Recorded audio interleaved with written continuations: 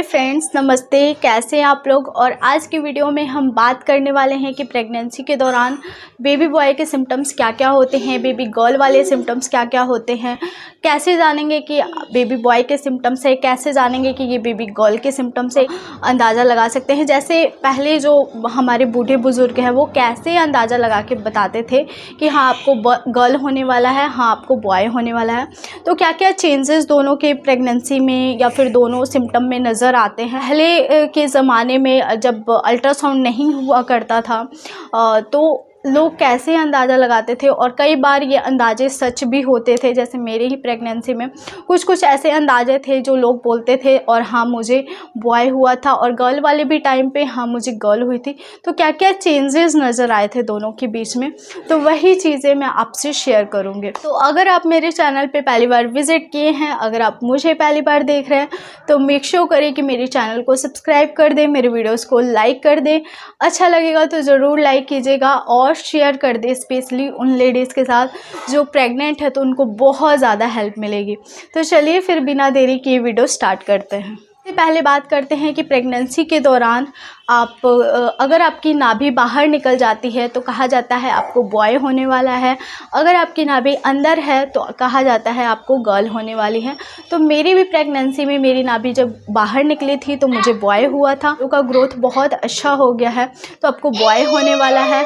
अगर आपके बाल बहुत ज़्यादा झड़ रहे हैं, बालों का ग्रोथ अच्छा नहीं हो गया है, बाल रफ हो गए हैं, तो कहा जाता है डोंट माइंड, मेरा बेटा अभी बहुत ज़्यादा शोर कर रहा है, क्योंकि वो पास ही में रहता है आजकल वीडियोस जब मैं बनाती हूँ, तो इसलिए इग्नोर कीजिएगा। मैं हर वीडियोस में आजकल यही बोल रही हूँ, क्योंकि हर वीडियोस में मेरे साथ ही रहता है वो।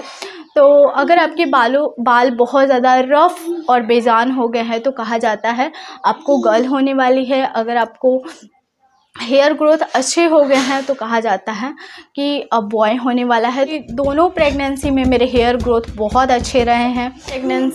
मेरी दोनों प्रेगनेंसी में मेरे हेयर ग्रोथ अच्छे थे, और कहा जाता है कि बॉय के टाइम पे आपके बॉडी में भी हेयर ग्रोथ ज़्यादा हो जाते हैं। तो बॉडी का तो मुझे नहीं पता है, क्योंकि जानवरों जैसे बाल आपके नहीं आते हैं।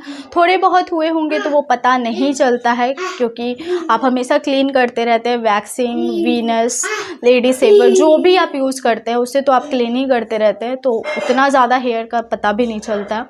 कि बेबी बॉय के टाइम हार्मोनल जो है बॉय वाले ज़्यादा रिलीज़ होते हैं, इसलिए आपके हेयर ग्रोथ ज़्यादा हो जाते हैं। अब आप देख लीजिए, अगर आपके हेयर ग्रोथ ज़्यादा हो गए तो आप अंदाज़ा लगा सकते हैं।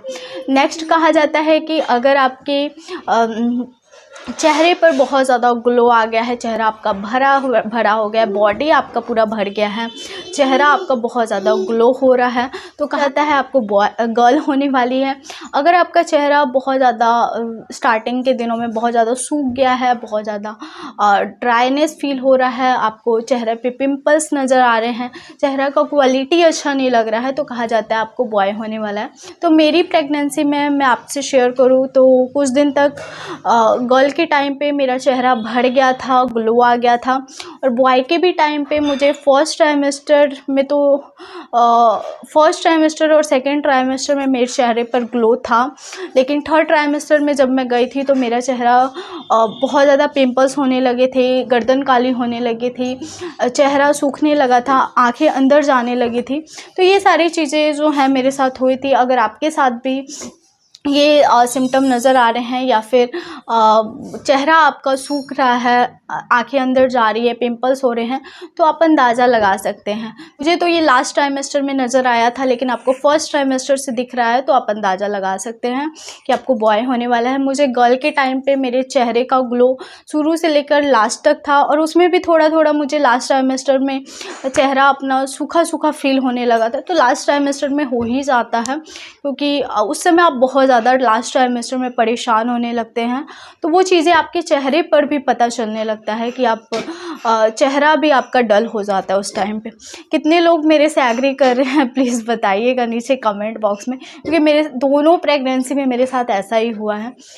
और कहा जाता है कि अगर आपकी नाभि से आने वाली लाइन बिल्कुल सीधी है तो आपको बॉय होने वाला है, नाभि से आने वाली लाइन टेढ़ी है नाभि के नीचे तो गर्ल होने वाली है। तो मेरी दोनों प्रेगनेंसी में हल्की हल्की टेढ़ी थी, तो मैं मतलब ऊपर से सीधी थी, लेकिन बॉय के टाइम पे हल्की सी टेढ़ी थी और गर्ल के टाइम पे ज़्यादा टेढ़ी थी। तो मैं अंदाज़ा नहीं लगा सकती हूँ, क्योंकि कहा जाता है बॉय के टाइम पे बिल्कुल सीधी होती है, तो मेरी तो हल्की सी टेढ़ी थी। अगर आपकी बिल्कुल सीधी है तो आप अंदाज़ा लगा सकते हैं कि बॉय होने वाला है, और हल्की टेढ़ी है तो भी आप अंदाज़ा लगा सकते हैं कि आपको गर्ल होने वाले। नेक्स्ट कहा जाता है कि अगर आपके जो पेट का आकार है वो लंबे आकार में निकला है तो आपको बॉय होने वाला है। अगर आपका पेट का आकार छोटे आकार में निकला है तो कहा जाता है गर्ल होने वाली है। तो मुझे बॉय के टाइम पे मेरा लंबे आकार में पेट था, मैं यहाँ पे फ़ोटोज़ लगा दूँगी, आप कंपेयर कर सकते हैं।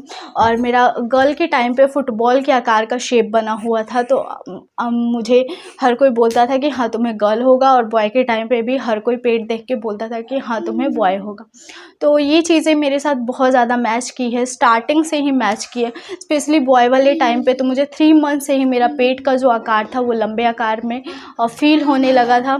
अगर आपके साथ भी ऐसा हो रहा है तो आप अंदाज़ा लगा सकते हैं। में से ज़्यादा सिम्टम्स कौन से नज़र आ रहे हैं प्लीज़ बताइएगा मुझे नीचे कमेंट बॉक्स में। तो अगर आपको ये वीडियो अच्छी लगी हो तो लाइक ज़रूर कीजिएगा। बहुत सारे ऐसे कमेंट्स आते रहते हैं कि मुझे मेरे सिम्टम्स ये नज़र आ रहे हैं तो मुझे क्या होगा, तो आप अंदाज़ा लगा सकते हैं कि आपके क्या क्या सिम्टम्स है। सब्सक्राइब कीजिए नीरू ब्यूटीफुल कॉर्नर को, और भी अच्छे और इंटरेस्टिंग वीडियो के लिए मुझे इंस्टाग्राम पे ज़रूर फॉलो कीजिए। वहाँ पे मैं रील्स, फैशन वीडियोज़ और लाइफ अपडेट डालती हूँ, तो आपको बहुत मज़ा आएगा। तो चलिए फिर मिलते हैं एक नए और इंटरेस्टिंग वीडियो के साथ। तब तक के लिए बाय फ्रेंड्स, लव यू।